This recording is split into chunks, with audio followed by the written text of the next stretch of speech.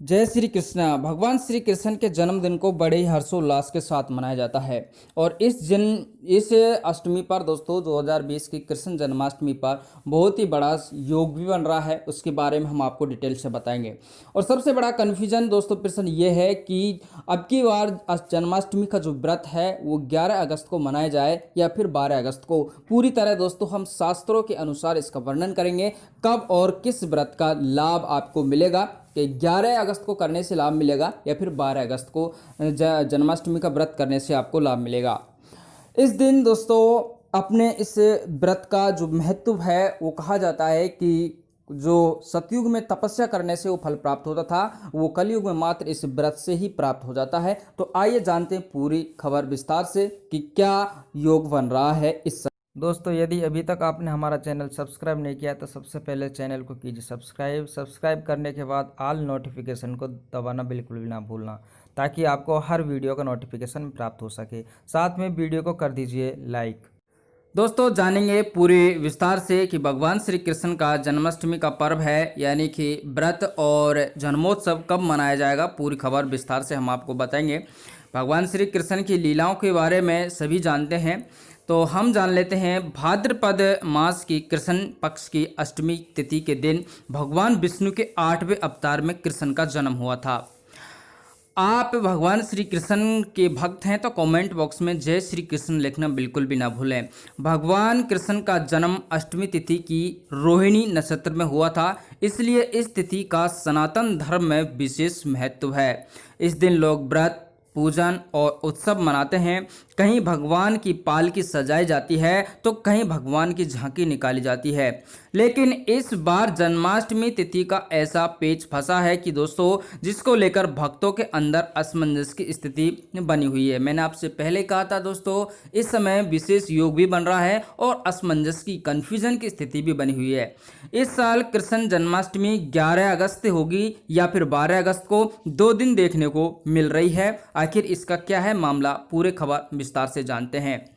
अब की बार दोस्तों ऐसा कारण इसलिए है कि अब की बार अष्टमी तिथि और रोहिणी नक्षत्र हैं दोस्तों जो एक साथ नहीं है। जबकि भगवान श्री कृष्ण का जन्म हुआ था अष्टमी तिथि के साथ साथ रोहिणी नक्षत्र भी दोस्तों एक साथ ही था, यानी कि रोहिणी नक्षत्र में और भाद्रपद की कृष्ण अष्टमी के दिन दोस्तों इस कृष्ण पक्ष की अष्टमी के दिन भगवान श्री कृष्ण का जन्म हुआ था।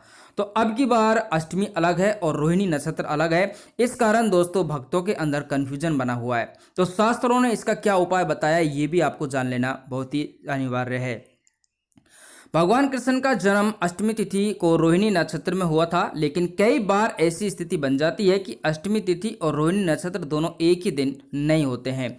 इस बार भी कृष्ण जन्म की तिथि और नक्षत्र एक साथ नहीं मिल रहे हैं।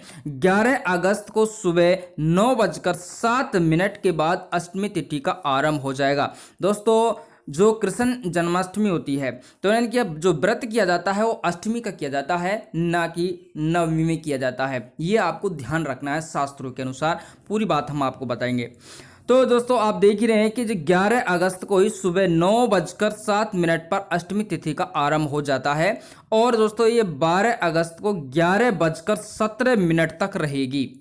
वहीं रोहिणी नक्षत्र का आरंभ दोस्तों 13 अगस्त को सुबह 3:12 से 5:22 तक रहेगा। जबकि दोस्तों रोहिणी नक्षत्र है वो 13 अगस्त को प्रारंभ हो रहा है और वो भी सुबह 3:27 से शुरू हो रहा है, सुबह 3:27 से, और ये 5:22 तक रहेगा शाम के। तो यानी कि पूरे दिन भर 13 अगस्त को रोहिणी नक्षत्र रहेगा। लेकिन दोस्तों अब हम जानते हैं कि अब हमें व्रत कब करना चाहिए। अब इसमें दोस्तों शास्त्रों के लिखा गया है कि 11 अगस्त को गृहस्थ वाले व्रत रख सकते हैं, यानी कि हमें अष्टमी में ही व्रत करना चाहिए, ना कि नवमी तिथि में व्रत करना चाहिए। यही जान लेने हैं आपको पूरी तरह। शास्त्रों में इस तरह की उलझनों के लिए एक आसान सा उपाय बताया है कि गृहस्थों को उस दिन व्रत रखना चाहिए जिस रात को अष्टमी तिथि लग रही है। मैंने आपसे पहले कहा था अष्टमी तिथि में ही हमको व्रत करना चाहिए, उसी का दोस्तों हमें फल मिलता है, लाभ मिलता है। पंचांग के अनुसार 11 अगस्त के दिन मंगलवार को गृहस्थ आश्रम के लोगों को जन्माष्टमी का पर्व मनाना सही रहेगा। तो दोस्तों आपको 11 अगस्त को ही जन्माष्टमी का व्रत रखना है। उस दिन मंगलवार पड़ रहा है, तो ये आपको ध्यान रखना है कि 11 अगस्त को ही आपको जन्माष्टमी का व्रत रखना है, क्योंकि 11 की रात को अष्टमी है। और दोस्तों गृहस्थ लोग रात में चंद्रमा को अर्घ दे, दान और जागरण और कीर्तन करें और 12 अगस्त को व्रत को पारण करें और कृष्ण जन्मोत्सव को धूमधाम से मनाएं, जो कि श्रेष्ठ है और उत्तम रहेगा। दोस्तों आप सभी जानते हैं, क्योंकि जब चंद्रमा उगता है तो उसको अपन अर्घ देते हैं। तो ये 11 रात की जो अष्टमी लग रही है, 11 बजे रात्रि अष्टमी, तो उसी रात्रि को दोस्तों चंद्रमा उगेगा। और ऐसा इसलिए ही दोस्तों आपके अर्घ देने से ही आपका व्रत है जो उत्तम रहेगा। तो ये है वो 12 अगस्त की पूरी सटीक जानकारी। 11 अगस्त से ही आपको व्रत रखना है, रात्रि को आपको अर्घ देना है और 12 अगस्त को आपको पारण कर लेना है, ये आपको ध्यान रखना है।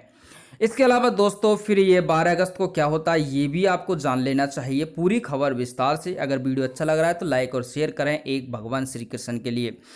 दोस्तों 12 अगस्त को वैष्णव वाले रखें व्रत। अब सबसे पहले हमें जानना चाहिए वैष्णव कौन है। दोस्तों वैष्णव वो होते हैं जो साधु संत होते हैं और हमेशा भगवान श्री कृष्ण के भजन कीर्तन करते हैं। तो दोस्तों उन्हें 11 अगस्त को भजन कीर्तन करने की कोई आवश्यकता नहीं, वैसे तो वो सभी दिन भजन कीर्तन करते हैं। तो फिर ये 12 अगस्त को वैष्णव व्रत क्यों रखते हैं? क्योंकि दोस्तों ये कृष्ण का जन्मोत्सव मनाते हैं जन्म के बाद। जन्मोत्सव कब मनाया जाता है? जन्म के बाद।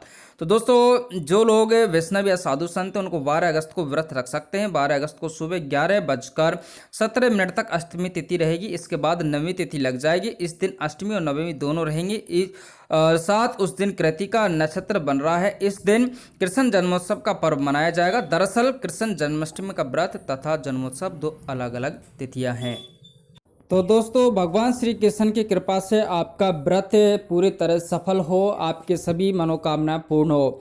आपको जो तिथियों में असमंजस है उसको पूरी तरह समझाने की कोशिश की गई है कि आप समझ चुके होंगे कि हमें व्रत कब करना चाहिए। और ये आपकी आस्था और मन का प्रश्न है कि आप अपना व्रत कब करना चाहते हैं या फिर आपका जो परिवार है वो व्रत कब करना चाहता है। बाकी जो शुभ मुहूर्त है वो दोस्तों उससे मैंने आपको अवगत करा दिया है। और उत्तम जो मुहूर्त है जिसमें हमें व्रत करना चाहिए, अर्घ देना चाहिए, पारण करना चाहिए, उससे संबंधित भगवान श्री कृष्ण की जिससे आप पर अति कृपा हो वो सारे व्रत का अनुष्ठान और वृत्तांत दोस्तों मैंने आपको समझा दिया है। लेकिन आपसे एक रिक्वेस्ट करूंगा, वीडियो अच्छी लगे तो लाइक और शेयर ज़रूर करना। साथ में भगवान श्री कृष्ण का नाम कमेंट बॉक्स में लिखना बिल्कुल भी मत भूलना। जय श्री कृष्णा ज़रूर लिखना, जय श्री राधे ज़रूर लिखना, ताकि आपके सभी मनोरथ काम जो भी हैं आपके मन में जो भी इच्छा है वो पूर्ण हो जाए। धन्यवाद।